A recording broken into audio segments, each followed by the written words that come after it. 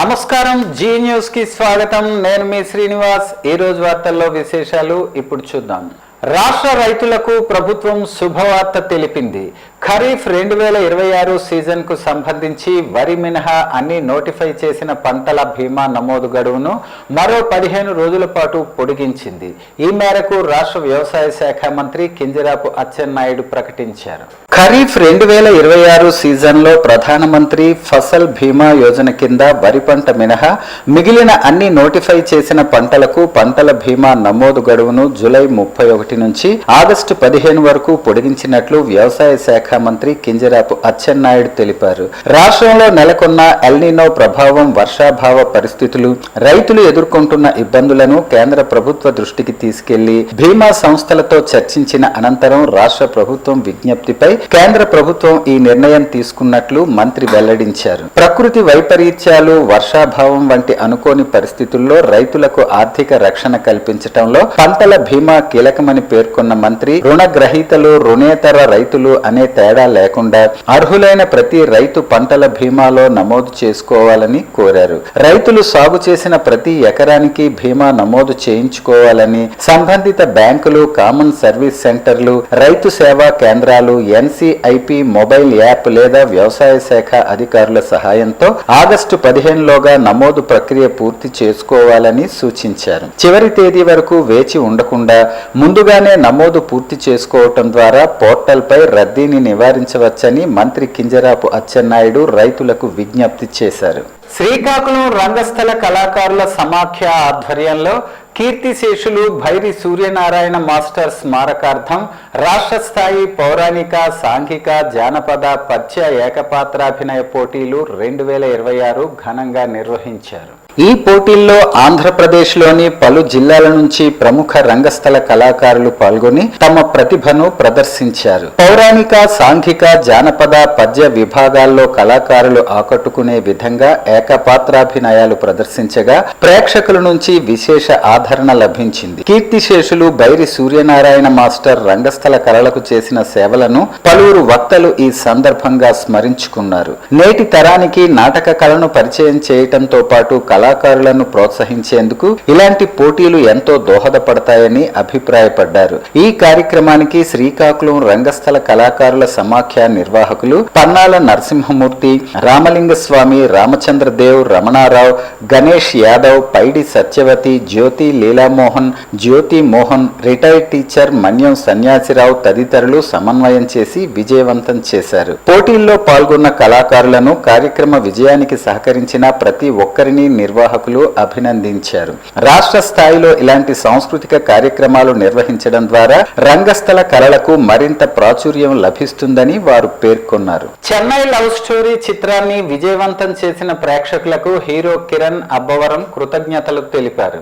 శ్రీకాకుళం నగరంలోని సరస్వతి మహల్ థియేటర్లో శుక్రవారం నిర్వహించిన చిత్ర విజయోత్సవ వేడుకల్లో చిత్ర యూనిట్ సందడి చేసింది. ఈ సందర్భంగా కిరణ్ అబ్బవరం మాట్లాడుతూ తన తొలి చిత్రం నుంచి ఇప్పటి వరకు ప్రేక్షకులు చూపిస్తున్న ప్రేమ, అభిమానం వల్లే తాను ఈ స్థాయికి చేరుకోగలిగానని అన్నారు. యువత తమకు వచ్చే అవకాశాలను సద్వినియోగం చేసుకుని జీవితంలో ముందుకు సాగాలని సూచించారు. శ్రీకాకుళం నగరానికి వచ్చి అభిమానుల మధ్య విజయోత్సవాల్లో పాల్గొనటం మరపురాని అనుభూతిగా నిలిచిందని చెప్పారు. అనంతరం చిత్ర దర్శకులు రవి నంబూరి హీరోయిన్ శ్రీ గౌరీ ప్రియతో కలిసి కేక్ కట్ చేసి అభిమానులతో విజయోత్సవాన్ని జరుపుకున్నారు. ఈ కార్యక్రమంలో సరస్వతి మహల్ థియేటర్ మేనేజర్ శివరామరాజు, అభిమానులు, సినీ ప్రేక్షకులు పెద్ద సంఖ్యలో పాల్గొన్నారు.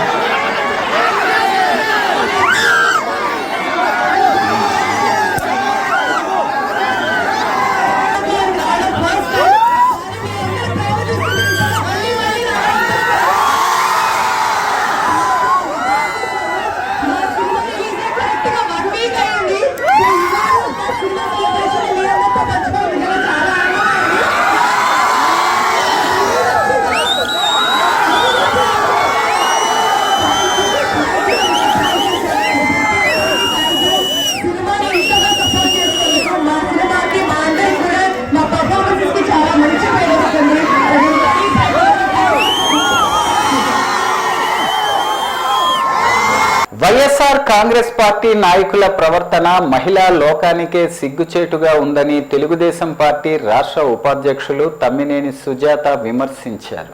శుక్రవారం శ్రీకాకుళంలోని టీడీపీ కార్యాలయంలో నిర్వహించిన విలేకరుల సమావేశంలో ఆమె మాట్లాడారు. మాజీ ముఖ్యమంత్రి వైఎస్ జగన్మోహన్ రెడ్డి శ్రీకాకుళం పర్యటన సందర్భంగా వైకాపా నాయకులు కార్యకర్తలు రహదారి పొడవునా ప్రదర్శించిన ప్రవర్తన అసభ్య సమాజం తలదించుకునేలా ఉందని ఆమె ఆరోపించారు. ఆముదాలవలస వైకాపా నియోజకవర్గ ఇన్ఛార్జ్ చింతాడ రవికుమార్ విధి నిర్వహణలో ఉన్న మహిళా ఎస్ఐ ప్రవల్లికతో దురుసుగా ప్రవర్తించటం ఖండనీయమని, ఇలాంటి ఘటనలు మహిళల పట్ల గౌరవాన్ని దెబ్బతీసేలా ఉన్నాయని ఆమె అన్నారు. ఈ సమావేశంలో మున్సిపల్ మాజీ చైర్పర్సన్ తమ్మినేని గీతాసాగర్, పిఏసిఎస్ అధ్యక్షులు సింహం మాధవి, కోన రాజేశ్వరి, ఎన్ని శ్రీదేవి తదితరులు పాల్గొన్నారు.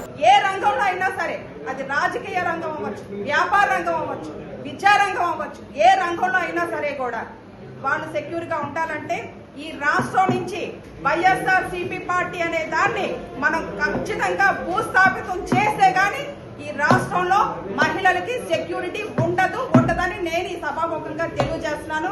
అలాగే అనితా గారికి, సోదరు అనితా గారి మీద కూడా హోంమంత్రి పొజిషన్ లో ఉన్న వ్యక్తి కూడా ఈ రోజు ఈ వైసీపీకి బాధ్యురాలే. ఎందుకంటే ఈ జిల్లాలో గాని ఈ రాష్ట్రంలో గాని వాళ్ళు టచ్ అయిన మహిళ ఎవరు లేరు. అందరి గురించి వాళ్ళు మాట్లాడారు. అక్కడ పెద్ద ఆయన వారి దగ్గర నుంచి చిన్నగా ఉన్నటువంటి మామూలు మహిళ వరకు కూడా వాళ్ళు మాట్లాడారు. ఇక్కడతో ఇది మనం ఫుల్ స్టాప్ పెట్టకపోతే చాలా ఇబ్బందులు ఫేస్ చేయాల్సి వస్తుంది. వీళ్ళు అరాచక పాలనకి మనం ఫుల్ స్టాప్ పెట్టకపోతే రేపు ఇంకెంతమందో మహిళలు బాధ్యులు అవుతారు. నేను కూటమి ప్రభుత్వానికి, ముఖ్యమంత్రి చంద్రబాబు నాయుడు గారికి, అన్న లోకేష్ గారికి, డిప్యూటీ సీఎం గారికి అందరికీ నేను కోరుకునేది ఒకటే, ఖచ్చితంగా ఈ వ్యక్తి మీద సెక్షన్లు ఎన్ని అంటే ఆయన చేసే పనికి మనం లేనిది క్రియేట్ చేయొద్దు. ఉన్న సెక్షన్ ఏదైనా శిక్ష అనేది కఠినంగా ఉండాలి. న్యాయస్థానాల్లో ఆయనకు శిక్ష పడేంత వరకు కూడా ప్రవళిక గారికి అండదండగా ఈ కూటమి ప్రభుత్వం తరఫున మేమందరం కూడా సహాయంగా ఉంటామని సభాముఖంగా తెలియజేసుకుంటూ నమస్కారాలు తెలియజేస్తున్నాను. శ్రీకాకుళం జిల్లా క్రికెట్ అసోసియేషన్ ఆధ్వర్యంలో పురుషుల అండర్-23 సీనియర్ విభాగాల క్రికెట్ ఎంపికల ట్రయల్స్ శనివారం ఏసీఐ ఆధ్వర్యంలో ప్రభుత్వ ఆర్ట్స్ కళాశాల మైదానంలోని నెట్స్ లో నిర్వహించారు. ఉదయం 8:30 నుంచి ప్రారంభమైన ఈ ఎంపికలకు జిల్లాలోని వివిధ ప్రాంతాల నుంచి యువ క్రికెటర్లు పెద్ద సంఖ్యలో హాజరయ్యారు. ఎంపికలకు హాజరైన క్రీడాకారులు జనన ధృవీకరణ పత్రం, ఆధార్ కార్డు, ఆధార్ హిస్టరీ, 3 ఏళ్ల స్టడీ సర్టిఫికేట్ తదితర అసలు ధృవపత్రాలతో పాటు జిరాక్స్ ప్రతులను సమర్పించారు. ఫామ్ 5 సర్టిఫికేట్ సమర్పించని ఆటగాళ్లు ట్రయల్స్ కు ముందు దానిని తప్పనిసరిగా అందజేయాలని నిర్వాహకులు సూచించారు. అండర్-23 విభాగంలో 2003 సెప్టెంబర్ 1 లేదా ఆ తర్వాత జన్మించిన క్రీడాకారులు మాత్రమే అర్హులని నిర్వాహకులు తెలిపారు. అవసరమైన అన్ని పత్రాలను సమర్పించిన ఆటగాళ్లకే ఎంపికల ప్రక్రియలో పాల్గొనే అవకాశం కల్పించారు. ఈ సందర్భంగా తాత్కాలిక జిల్లా క్రికెట్ సమన్వయ కమిటీ సభ్యులు మాట్లాడుతూ ప్రతిభ ఆధారంగానే ఆటగాళ్లను ఎంపిక చేస్తున్నామని తెలిపారు. ఆగస్టు 2న పురుషుల అండర్-23 మల్టీ డే ఎంపికలకు ట్రయల్స్ కూడా ఇదే వేదికపై నిర్వహించనున్నట్లు వెల్లడించారు.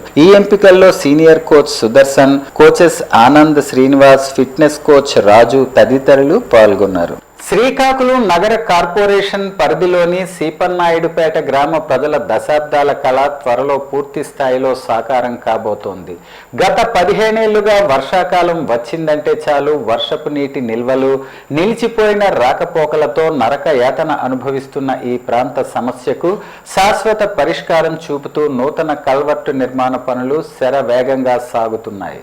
ఈ పనుల పురోగతిని శ్రీకాకుళం ఎమ్మెల్యే శ్రీ గొండు శంకర్ నిన్న క్షేత్రస్థాయిలో స్వయంగా పర్యటించి పరిశీలించారు. కార్పొరేషన్ పరిధిలోని ఈ కీలక ప్రాంతంలో డ్రైనేజీ సమస్య వల్ల ఎదురవుతున్న ఇబ్బందులను గమనించిన ఎమ్మెల్యే ప్రభుత్వం నుంచి తక్షణమే సుమారు 39.5 లక్షల నిధులు మంజూరు చేయించి ఈ అభివృద్ధి పనులకు శ్రీకారం చుట్టిన విషయం విదితమే. సీపన్నాయుడుపేట జంక్షన్ నుంచి నేషనల్ హైవేను ఆనుకుని ఉన్న అగ్రికల్చర్ కెనాల్ వరకు సుమారు 3 300 మీటర్ల మేర ఈ కల్వర్టును నిర్మిస్తున్నారు. నిన్నటి పర్యటనలో భాగంగా నిర్మాణంలో ఉన్న డ్రైనేజీ కాలువను పరిశీలించిన ఎమ్మెల్యే అధికారులకు కాంట్రాక్టర్లకు పలు కీలక సూచనలు చేశారు. పనులు అత్యంత నాణ్యతతో జరగాలని, అలాగే ప్రజలకు ఎటువంటి ఇబ్బంది కలుగకుండా నిర్దేశించిన గడువులోగా పనులను పూర్తి చేయాలని ఆయన అధికారులను ఆదేశించారు. పనుల పరిశీలన అనంతరం ఎమ్మెల్యే గొండు శంకర్ స్థానిక మహిళలు, ఇతర గ్రామస్తులతో ఆత్మీయంగా ముచ్చటించారు.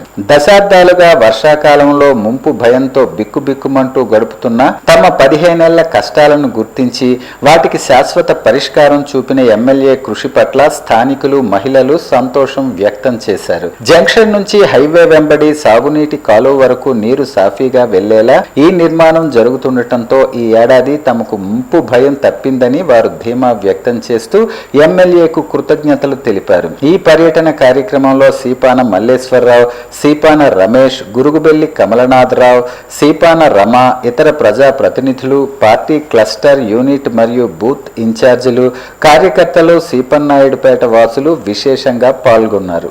ఎన్డీఏ కూటమి ప్రభుత్వం 2 ఏళ్ల పాలన పూర్తి చేసుకున్న సందర్భంగా శ్రీకాకుళం ఎమ్మెల్యే గొండు శంకర్ పట్టణంలోని సీపన్నాయుడుపేటలో 2 ఏళ్ల నమ్మకం, అభివృద్ధి, సంక్షేమం కార్యక్రమంలో భాగంగా శనివారం ఇంటింటి ప్రచారం నిర్వహించారు.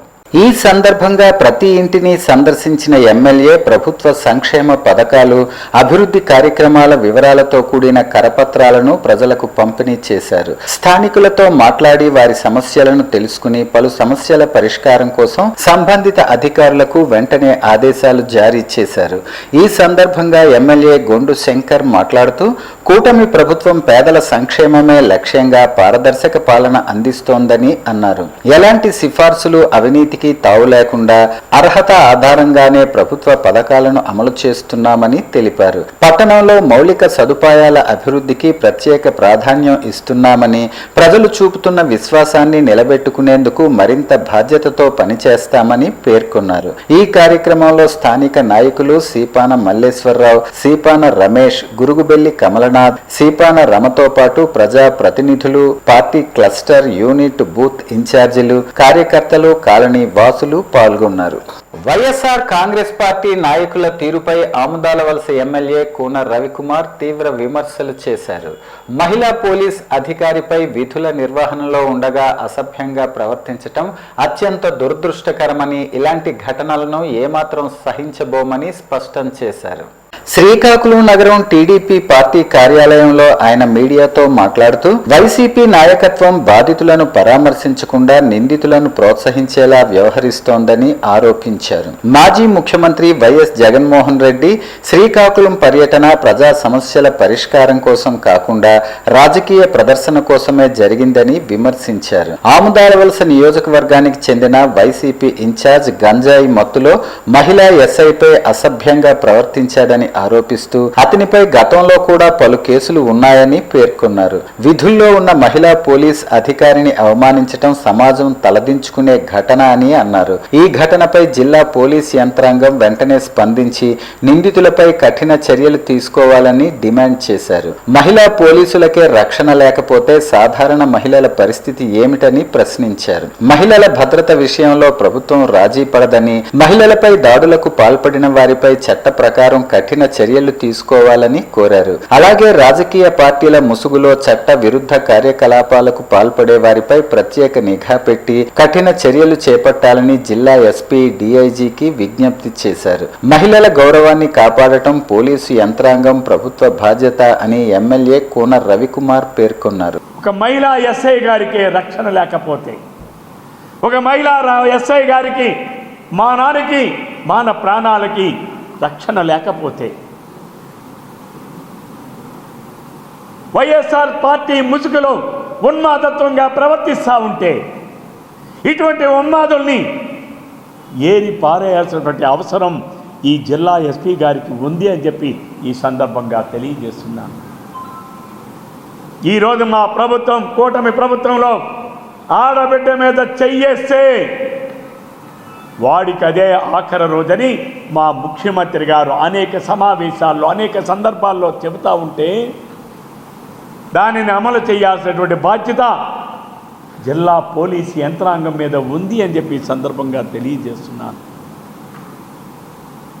ఒక ఆడబిడ్డని నడి రోడ్డు మీద జగన్మోహన్ రెడ్డి గారికి తల్లి చెల్లి అని తేడా లేకుండా వాళ్ళ నాయకుడే తల్లిని చెల్లిని విచక్షణ రహితంగా చెల్లి చీర కట్టుకుంటే చీర మీదే తన సోషల్ మీడియాలో వైసీపీ సోషల్ మీడియాలో బరిదెగించి పూతులు తిట్టించినటువంటి జగన్మోహన్ రెడ్డి నాయకత్వంలో ఉన్నటువంటి వైఎస్ఆర్సీపీ పార్టీలో ఇన్ఛార్జిగా ఒక మా నియోజకవర్గానికి నియమించినటువంటి ఒక సైకోను నియమించి ఈరోజు ఏం మెసేజ్ ఇవ్వాలనుకుంటున్నావు జగన్మోహన్ రెడ్డి? అల్లూరి సీతారామరాజు అంతర్జాతీయ విమానాశ్రయం ప్రారంభోత్సవ సభలో కేంద్ర మంత్రి కింజరాపు రామ్మోహన్ నాయుడు మాట్లాడుతూ భోగాపురం విమానాశ్రయం ఉత్తరాంధ్ర అభివృద్ధికి సింహద్వారమని అన్నారు. ఒకప్పుడు ఇతర ప్రాంతాలపై ఆధారపడిన ఉత్తరాంధ్ర వైపు ఇప్పుడు ప్రపంచం చూస్తోందని, ఈ విమానాశ్రయం ద్వారా ఆంధ్రప్రదేశ్ అభివృద్ధికి ఉత్తర ద్వారం తెరుచుకుందని తెలిపారు. ప్రపంచ స్థాయి ఏవియేషన్ శిక్షణా కేంద్రంగా ఈ ప్రాంతం అభివృద్ధి చెందుతుందని, పర్యాటకం, పరిశ్రమలు, ఉపాధి అవకాశాలు మరింత పెరుగుతాయని చెప్పారు. ప్రధాని నరేంద్ర మోదీ వికసిత భారత్ విజన్, ముఖ్యమంత్రి చంద్రబాబు నాయుడు స్వర్ణాంధ్ర విజన్ కు అనుగుణంగా ఉత్తరాంధ్రను అభివృద్ధి చేస్తామని పేర్కొన్నారు. విమానాశ్రయానికి అల్లూరి సీతారామరాజు పేరు పెట్టడం గర్వకారణమని, భోగాపురం విమానాశ్రయ ఆలోచనకు చంద్రబాబు నాయుడు శ్రీకారం చుట్టగా గతంలో అశోక్ గజపతిరాజు పనులు ప్రారంభించారని, తాను కేంద్ర మంత్రిగా ప్రారంభోత్సవం చేయటం ఆనందంగా ఉందని రామ్మోహన్ నాయుడు తెలిపారు. ప్రపంచంలో ఉన్నటువంటి ఏవియేషన్ వర్క్ ఫోర్స్ కి ట్రైనింగ్ మన ఉత్తరాంధ్రలో మన భోగాపురంలో జరగబోతుందనడానికి కూడా నేను ఎంతో గర్వపడుతున్నానని తెలియజేస్తున్నాను. అటువంటి ఉత్తరాంధ్ర ప్రాంతంలో ఈ రోజు ఈ భోగాపురం ఎయిర్పోర్టు మన అందరికీ కూడా సింహద్వారంలా ఉందని తెలియజేస్తున్నాను. ఇచ్చాపురం నుంచి పాతపట్నం, పాలకొండ, శ్రీకాకుళం, అలాగే బొబ్బిలి, పార్వతీపురం, విజయనగరం, అరకు, అనకాపల్లి, విశాఖపట్నం, ఈ ఉత్తరాంధ్రలో ఏ ప్రాంతం తీసుకున్నా సరే అందరికీ కూడా సమాన దూరంలో ఉన్నటువంటి ఈ భోగాపురం విమానాశ్రయం మనందరికీ కూడా సింహద్వారం లాగా పనిచేయబోతుందని తెలియజేస్తున్నాను. అలాగే మీ అందరికీ కూడా తెలుసు, కలియుగ వెంకటేశ్వర స్వామి ఆలయానికి వెళ్తే సంవత్సరానికి ఒకసారి వైకుంఠ ఏకాదశి నాడు ఉత్తర ద్వారం తెరుచుకుంటుంది. అలా మన ఆంధ్రప్రదేశ్ అభివృద్ధి కోసం ఈ రోజు ఉత్తర ద్వారంలో మన భోగాపురం ఈ రోజు మనందరికీ కూడా తెరవబోతుంది. ఎంతో కాలం నుంచి ఎదురు చూపులు చూసాం మన ఉత్తరాంధ్రలో. ఆఖరికి గతంలో మీరు చూసుకుంటే కొంతమంది నాయకులు దీన్ని కించపరుస్తూ, విమర్శిస్తూ, ఈ ప్రాంతాన్ని కించపరుస్తూ ఎయిర్ బస్సు కూడా తిరగని ప్రాంతమని వెక్కిలి నవ్వులు నడిచారు. ఈ రోజు వాళ్ళకి కళ్ళు తెరిచి చూడమంటున్నా ఎయిర్ బస్సులు దిగే ప్రాంతంగా ఉత్తరాంధ్ర మారింది. ఈ రోజు ఎలక్ట్రిక్ బస్సులు వచ్చే ప్రాంతంగా ఉంది. రేపు పెద్ద పెద్ద కంపెనీలనంటే దేశంలో ఉన్న కంపెనీలు కాదు, అంతర్జాతీయంగా ఉన్న కంపెనీలన్నీ కూడా మన భారతదేశంలో, మన ఆంధ్రప్రదేశ్లో, మన ఉత్తరాంధ్ర ప్రాంతానికి రాబోతున్నాయి. వాళ్ళ బస్సులు కూడా ఇక్కడే తిరిగి మన యువకులకి అన్ని ఉద్యోగ అవకాశాలు కూడా కల్పించబోతున్నాయి. వార్తలు సమాప్తం. మళ్ళీ తర్వాత బులెటిన్ లో కలుసుకుందాం. నమస్కారం.